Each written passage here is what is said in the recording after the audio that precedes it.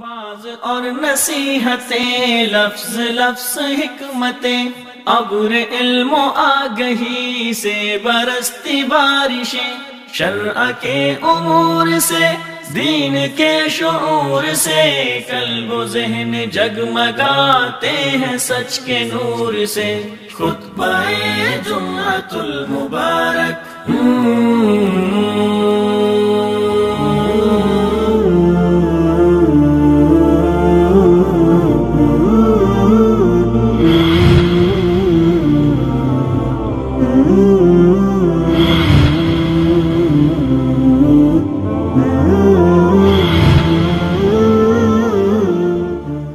إن الحمد لله نحمده ونستعينه ونستغفره ونعوذ بالله من شرور أنفسنا ومن سيئات أعمالنا من يهده الله فلا مضل له ومن يضلل فلا هادي له إن خير الحديث كتاب الله وخير الهدي هدي محمد صلى الله عليه وسلم وشر الأمور محدثاتها وكل محدثة بدعة وكل بدعة ضلالة وكل ضلالة في النار۔ قال الله تبارك وتعالى في كلامه المجيد: أعوذ بالله السميع العليم من الشيطان الرجيم، بسم الله الرحمن الرحيم۔ يا أيها الذين آمنوا اتقوا الله حق تقاته ولا تموتن إلا وأنتم مسلمون۔ يا أيها الناس اتقوا ربكم الذي خلقكم من نفس واحدة وخلق منها زوجها وبث منهما رجالا كثيرا ونساء، واتقوا الله الذي تساءلون به والأرحام إن الله كان عليكم رقيبا۔ يا أيها الذين آمنوا اتقوا الله وقولوا قولا سديدا يصلح لكم أعمالكم ويغفر لكم ذنوبكم، ومن يطع الله ورسوله فقد فاز فوزا عظيما۔ وقال الله تبارك وتعالى في مقام آخر: الذين آمنوا ولم يلبسوا إيمانهم بظلم أولئك لهم الأمن وهم مهتدون۔ اللهم صل على محمد وعلى آل محمد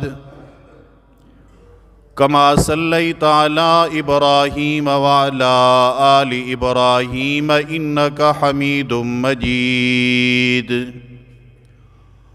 اللهم بارك على محمد وعلى آل محمد كما باركت على إبراهيم وعلى آل إبراهيم إنك حميد مجيد۔ رب اشرح لي صدري ويسر لي أمري واحلل عقدة من لساني يفقهوا قولي۔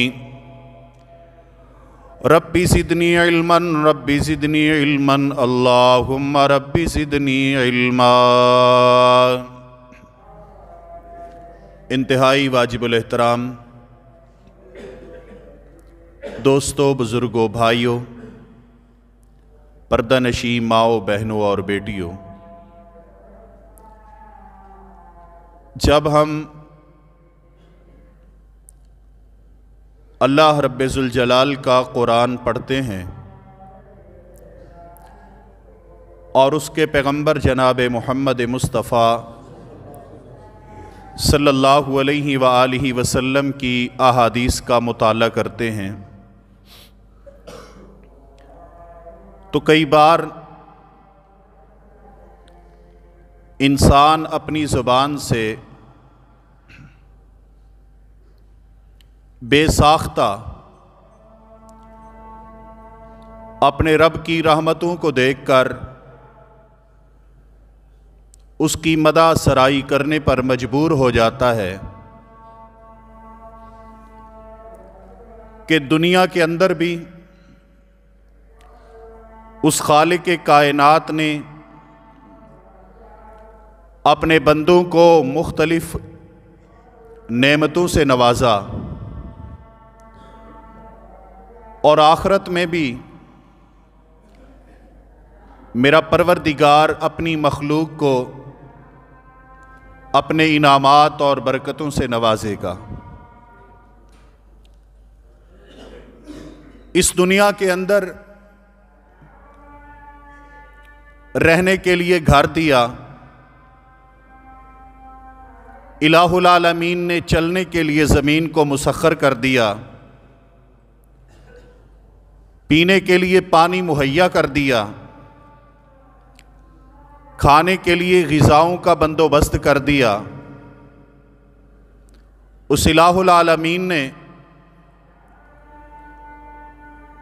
اس بندے کے متعلق یہ بھی کہہ دیا وَفِي أَنفُسِكُمْ، کچھ تو ایسی نعمتیں ہیں جو بیرونی ہیں اور کچھ ایسی نعمتیں ہیں جو انسان کے نفس کے اندر، اس کی جان کے اندر، اس کے جسم کے اندر میرے رب کی نعمتیں موجود ہیں۔ اگر بیرونی نعمتیں، یہ مال، یہ دولت، یہ سرمایہ، یہ رزق، یہ روٹی، یہ کپڑا، یہ مکان، یہ چھت، یہ سائبان، یہ زمین، یہ آسمان، اس پہ آپ نظر نہ بھی ڈالیں، انسان اپنے وجود کے اندر غور کر لے، اس وجود میں رب ذوالجلال نے کس قدر اپنی نشانیاں رکھی ہیں، اس کا علم تب ہوتا ہے جب اس جسم کے اندر کوئی عضو، کوئی حصہ اپنا کام چھوڑ دیتا ہے۔ ایک انسان کا گردہ نکارہ ہو جائے، اسے تب پتہ چلتا ہے وَفِي أَنفُسِكُمْ کہ اللہ نے میرے جسم کے اندر میرے اوپر کتنی نعمتیں کی ہیں۔ ایک انسان کا نظام ہضم خراب ہو جائے، پھر آپ کو قدر ہوگی کہ اللہ مالک کائنات نے یہ ہاضمے کا نظام دے کر میرے اوپر کس قدر رحمتیں کی ہیں۔ حضرات گرامی، میں تو اس حد تک کہتا ہوں وَهَدَيْنَاهُ النَّجْدَيْنِ کہ کھانا تو دور کی بات ہے، ضرورت کی چیزیں جسم کے اندر روک کر غیر ضروری مادے باہر نکال دینا، یہ بھی میرے اللہ کا انسان کے جسم کے اوپر انعام ہے۔ اور ان تمام نعمتوں کا ادراک اس کو ہوتا ہے جس کو تکلیفیں اور بیماریاں لپیٹ میں لے لیتی ہیں۔ اسی لیے میرے پیارے پیغمبر نے کہا نعمتان مغبون فیہما کثیر من الناس، دو ایسی نعمتیں ہیں جن کا لوگوں کو پتہ ہی نہیں ہے، ان کے علم میں ہی نہیں ہے۔ ان میں ایک صحت ہے اور ایک وقت ہے۔ آپ اس سے پوچھئے کہ جس کو گھر کا چولہا جلانے کے لیے 12 14 گھنٹے کام کرنا پڑتا ہے، ماں کا چہرہ دیکھنے کے لیے وقت نہیں ہے، اس سے پوچھیں کہ وقت کتنی بڑی نعمت ہے۔ حضرات گرامی، جو بغیر کسی سہارے کے مسجد تک آ کے ایک سجدہ نہیں کر سکتا، اس سے پوچھئے صحت کتنی بڑی نعمت ہے۔ اس لیے وفی انفسکم، خالق کائنات نے انسان کے جسم کے اوپر بے بہار رحمتیں، نعمتیں اور برکتیں کی ہیں، لیکن دنیا کے اندر میرے رب کی جتنی بھی نوازشیں ہیں وہ اپنوں کے لیے بھی ہیں، بیگانوں کے لیے بھی ہیں، وہ وفاداروں کے لیے بھی ہیں، بے وفاؤں کے لیے بھی ہیں۔ لیکن آخرت کی جتنی بھی نعمتیں ہیں، کبھی میرے پیغمبر کی شفاعت کا ذکر ہے، کبھی محبوب کے ہاتھوں حوض کوثر کے جام کے تذکرے ہیں، کبھی میرے پیغمبر کا رب کے عرش کے نیچے سجدے میں گر کر امت کے لیے آہوزاریاں کرنا ہے، کبھی مقام وسیلہ پر کھڑے ہو کر امت کی بخشش کی دعائیں کرنا ہے، کبھی میرے محبوب علیہ السلام نے صدیق و فاروق کے ہاتھوں سے ان گناہگاروں کو کوثر کے جام پلانے ہیں، کبھی الہ العالمین نے اپنی زیارتیں کروا دینی ہیں، کبھی میرے پروردگار کی پنڈلی کو دیکھ کر انسانیت سجدے میں گر جانی ہے، اور کبھی وہ الہ العالمین کہے گا تمنا، اے میرے بندے جو جی میں آتا ہے مانگ لے، اور کبھی الہ العالمین کہے گا اے میرے بندو سن لو، احلت لکم رضوانی، میں نے تمہارے لیے اپنی رضا کو واجب کر دیا ہے، آج کے بعد کبھی بھی میں تم پر ناراض نہیں ہوگا۔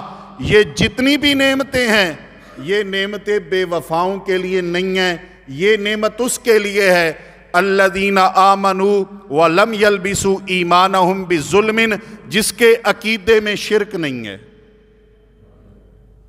دنیا کی نعمت یہ مشرک کے لیے بھی ہے، موحد کے لیے بھی، لیکن آخرت اس کی جتنی نعمتیں ہیں، جتنی برکتیں ہیں، جتنی نوازشیں ہیں، وہ سب اس کو ملیں گی جس کے عقیدے میں توحید ہوگی، جس کے نظریے میں توحید ہوگی، جو ایک یکتا رب کا ماننے والا ہوگا، اس کی آگے جھکنے والا ہوگا، اسی کو الہ و مشکل کشا کہنے والا ہوگا۔ میرے محبوب کے ہاتھوں کوثر ملے گا تو اسے ملے گا، سفارش ملے گی تو اسے ملے گی۔ اب آئیے نبی پاک صلی اللہ علیہ وسلم کی حدیث مبارکہ پہ غور کیجئے۔ سیدنا ابو ہریرہ رضی اللہ تعالیٰ عنہ ایک بار رسول پاک صلی اللہ علیہ وسلم کو عرض کرتے ہیں، اللہ کے نبی صلی اللہ علیہ وآلہ وسلم، من اسعد الناس بشفاعتک یوم القیامہ، اے میرے پیغمبر، قیامت والے دن وہ کون بندہ ہوگا جو آپ کی سفارش سے فیض یاب ہو سکے گا، جس کو آپ کی شفاعت نصیب ہوگی، وہ کون خوش نصیب ہوگا؟ سرور کونین صلی اللہ علیہ وآلہ وسلم نے فرمایا، اے میرے ابو ہریرہ، مجھے یقین تھا کہ یہ سوال تم ہی کرو گے۔ اس کا مطلب ہے کہ میرے پیغمبر کا ابو ہریرہ وہ صحابی تھا جو علم کی تلاش میں رہتا تھا، علم کی تڑپ میں رہتا تھا۔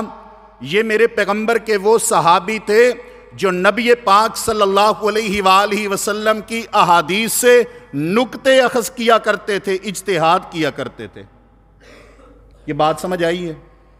یہ میں نے اس لیے عرض کی ہے کہ کئی لوگوں نے نام لے کر اپنی کتابوں میں لکھا ہے کہ ابو ہریرہ غیر فقیہ ہیں، نعوذ باللہ من ذالک۔ رسول پاک کیا فرماتے ہیں؟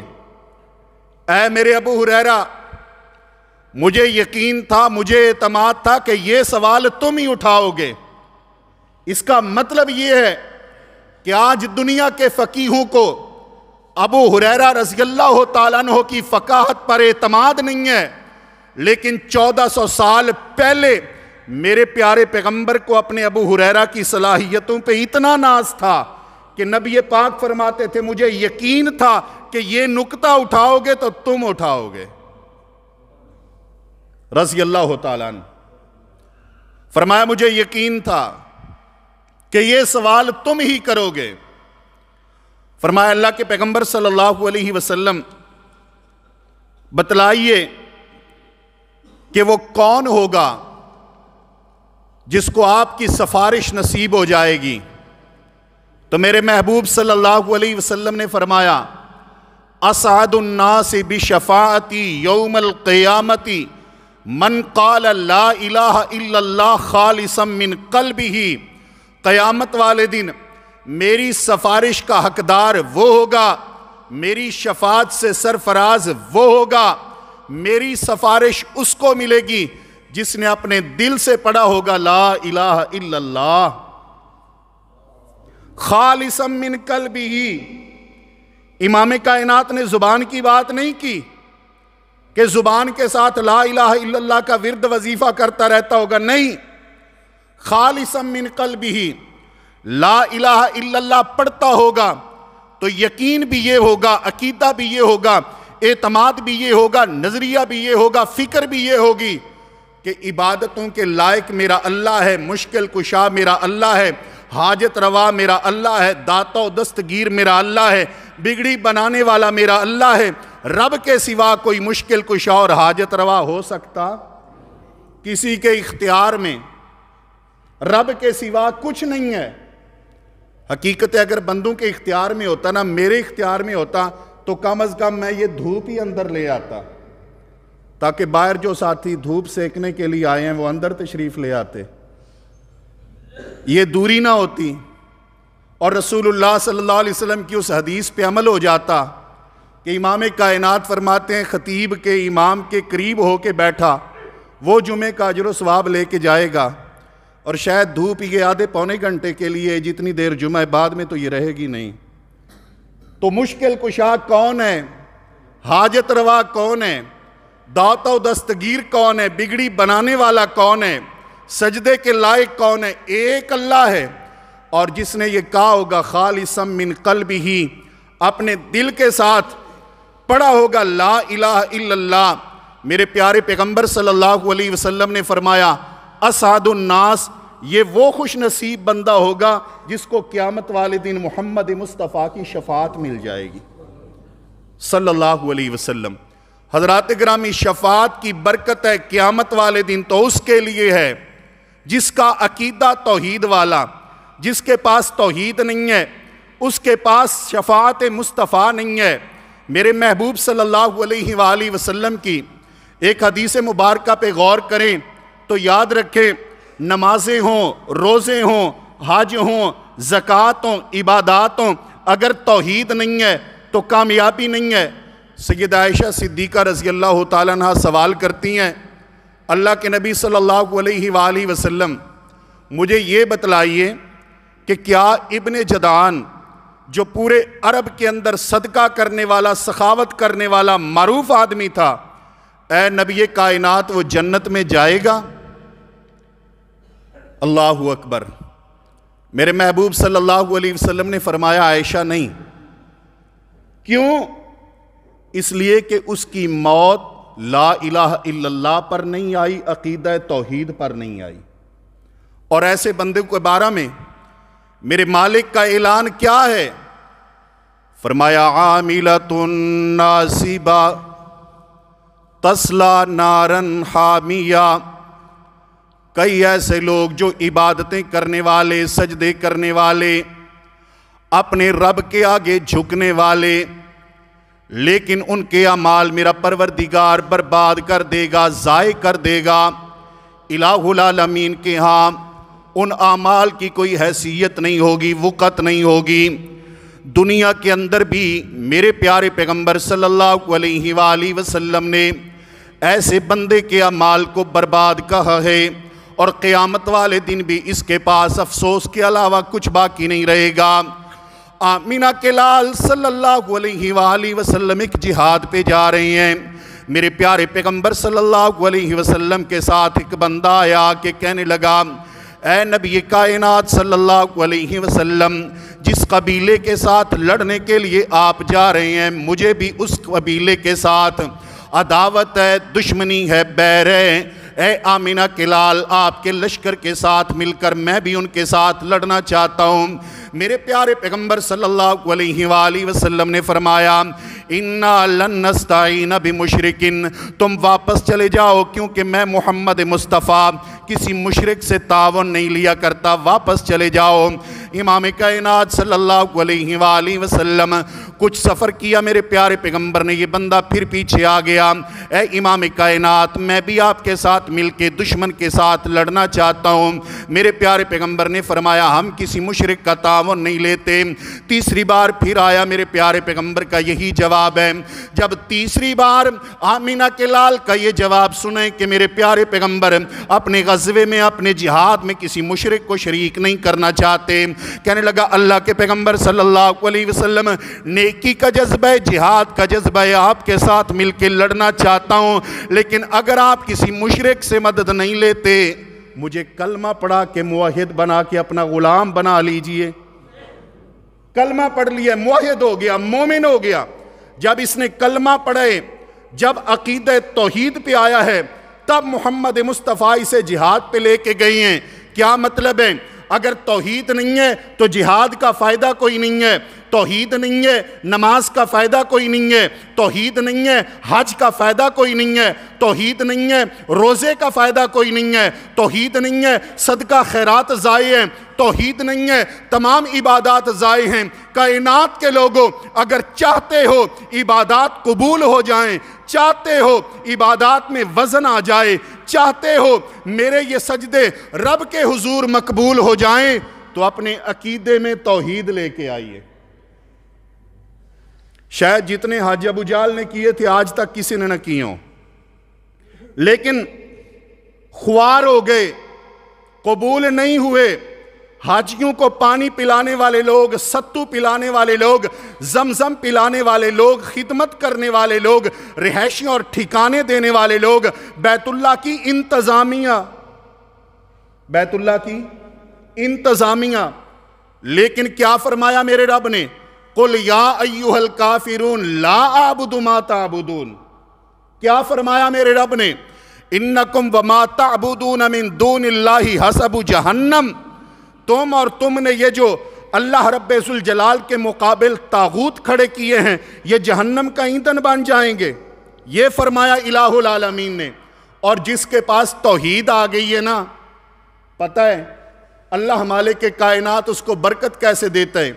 نبی پاک صلی اللہ علیہ وسلم خیبر کی طرف جا رہے ہیں غزوہ خیبر کے لیے۔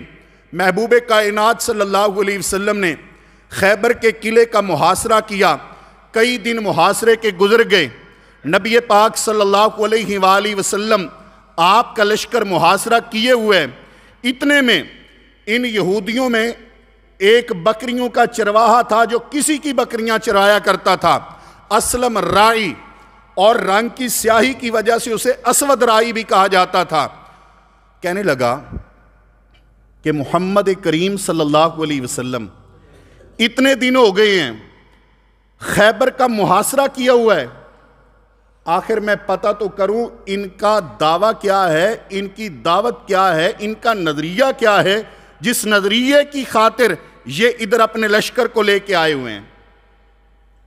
اپنے گھر سے نکلا، بکریاں پاس ہیں، رسول اللہ صلی اللہ علیہ وآلہ وسلم کو ملا۔ نبی پاک صلی اللہ علیہ وآلہ وسلم کو آ کے کہنے لگا، اے محمد صلی اللہ علیہ وسلم، اپنی دعوت میرے اوپر پیش کیجئے۔ میرے پیارے پیغمبر صلی اللہ علیہ وسلم نے فرمایا، ہماری دعوت دعوت توحید ہے، عقیدہ توحید ہے۔ عزیر کو اللہ کا بیٹا نہ کہو، اللہ رب ذوالجلال کا بندہ کہو، اللہ کی عبادت کی طرف ہم بلانے کے لیے آئے ہیں۔ کہنے لگا، اگر میں آپ کی دعوت کو مان لیتا ہوں تو کیا ملے گا؟ میرے محبوب نے فرمایا تم ہمارے بھائی بن جاؤ گے، ہم آپ کو اپنا بھائی بنا لیں گے، اپنے سینے سے لگا لیں گے۔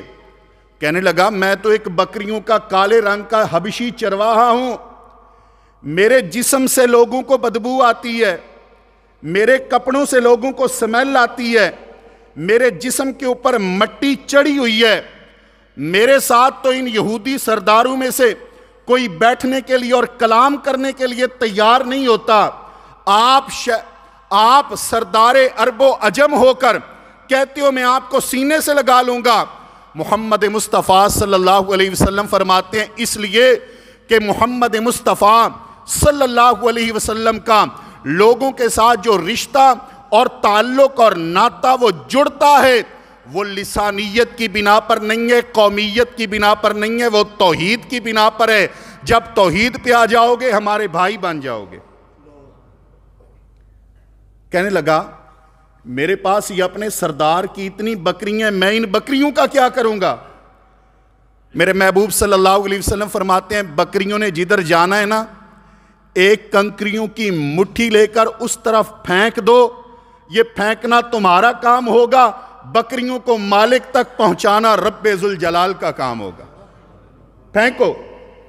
اس نے وہ کنکریاں پھینکی، جدھر کو کنکریاں پھینکی، سیدنا انس رضی اللہ تعالیٰ عنہ بیان فرماتی ہیں وہ بکریاں ایسے مالک کی طرف چل پڑیں جیسے کوئی ان کو چرواہا لے کے جا رہے ہیں، وہ پہنچ گئیں۔ یہ رسول اللہ صلی اللہ علیہ وسلم کے ساتھ مل گیا، میرے محبوب کے ساتھ جا رہے، کہنے لگا سرور کونین صلی اللہ علیہ وسلم یہ جو یہودی ہیں نا آپ کے ساتھ مل کے میں نے اب ان کے ساتھ جہاد کرنا ہے، قتال کرنا ہے آمنہ کے لال۔ امام کائنات فرماتے ہیں ٹھیک ہے۔ اسی دوران کہیں سے کوئی ایک پتھر آیا، اس کو لگا اور یہ جام شہادت نوش کر گیا۔ رسول اللہ صلی اللہ علیہ وسلم کو کہتا تھا مجھے کوئی نیکی کا حکم دیں، فرمایا روزوں کا مہینہ نہیں ہے کہ تمہیں روزوں کا حکم دوں، نماز کا ٹائم نہیں ہے تمہیں کہوں نماز پڑھو، حج کا موسم نہیں ہے کہ تمہیں کہوں حج کرو، اور فی الحال تو جہاد ہی ہمارے ساتھ چلو، لیکن جہاد پہ بھی ابھی پہنچے نہیں، کر نہیں سکے۔ پہلے یہ ایک پتھر آیا، پتھر لگا اور وفات ہو گئی ہے۔ صحابہ کرام نے میت تیار کی، میرے پیارے پیغمبر میت کے اوپر کھڑے ہیں اور رسول پاک صلی اللہ علیہ وآلہ وسلم ارشاد فرماتے ہیں میرے صحابہ کرام یہ بندہ کتنا خوش نصیب ہے، میں دیکھ رہا ہوں کہ اس نے نماز نہیں پڑھی، روزہ نہیں رکھا، حج نہیں کیا، کوئی نیکی نہیں کی، صرف عقیدہ توحید کی وجہ سے اللہ تعالیٰ نے اس کے سیاہ چہرے کو منور کر دیا ہے، جنت میں داخل کر دیا ہے۔ حضرات گرامی یہ ساری برکتیں ملی عقیدہ توحید کی وجہ سے ملی۔ اور ایک رسول پاک صلی اللہ علیہ وسلم جو آپ کی امت کو قیامت والے دن اعزاز ملے گا، رب کی طرف سے اعلان ہو جائے گا، میدان معاشر میں جتنے بھی بندے کھڑے ہو جو جس کی پوجا کرتا تھا اس کے پیچھے چلا جائے، جو سورج کو پوجتا تھا سورج کے پیچھے، جو چاند کو پوجتا تھا چاند کے پیچھے، جو پتھر کو پوجتا تھا پتھر کے پیچھے، جو حجر کو پوجتا تھا حجر کے پیچھے، جو شجر کو پوجتا تھا شجر کے پیچھے، جو لات منات عزا کا پجاری تھا وہ ان کے پیچھے، جو مخلوق میں جس کو پوجا کرتا تھا اس کے پیچھے چلا گیا، باقی رہ گئے تھوڑے سے، اس حساب کے مطابق باقی رہ گئے تھوڑے۔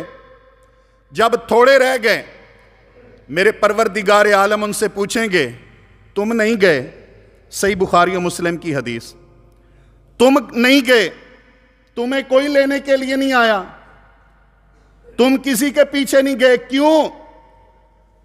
یہ کہتے ہیں پروردگار ہم دنیا میں کسی کی پوجا کیا ہی نہیں کرتے تھے، دنیا میں ہمارا کوئی اپنے رب کے علاوہ معبود مشکل کشا بگڑی بنانے والا تھا ہی نہیں، جب تھا نہیں تو اللہ کس کے پیچھے جائیں؟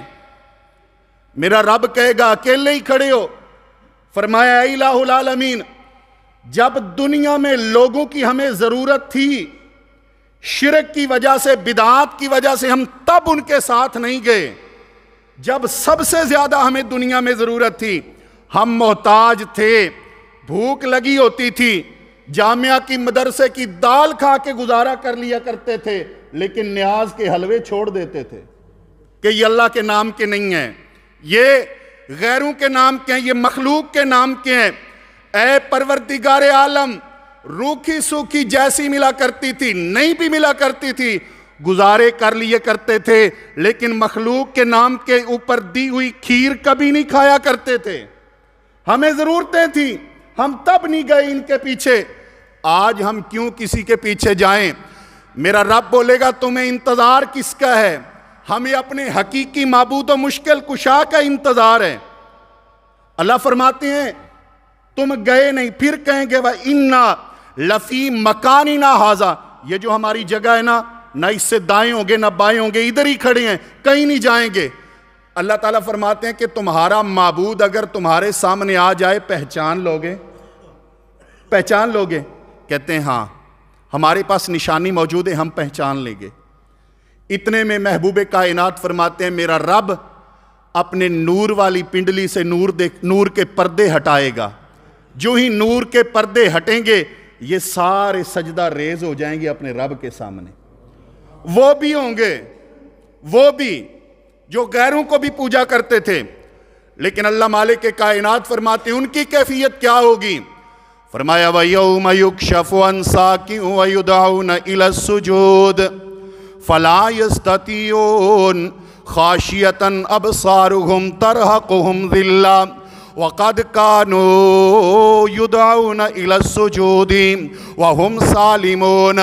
اب الہ العالمین نے اپنی پنڈلی مبارکہ سے پردہ ہٹایا، سجدے میں چلے گئے یہ لوگ، لیکن دنیا کے اندر جو اپنے رب کو سجدہ نہیں کیا کرتے تھے، اللہ کی ذات کے ساتھ شرک کیا کرتے تھے، نبی پاک فرماتے ہیں میرا پروردگار ان کی پیٹھ کو لوہے کی طرح، تختے کی طرح سخت کر دے گا، اس میں لچک باقی نہیں رہے گی۔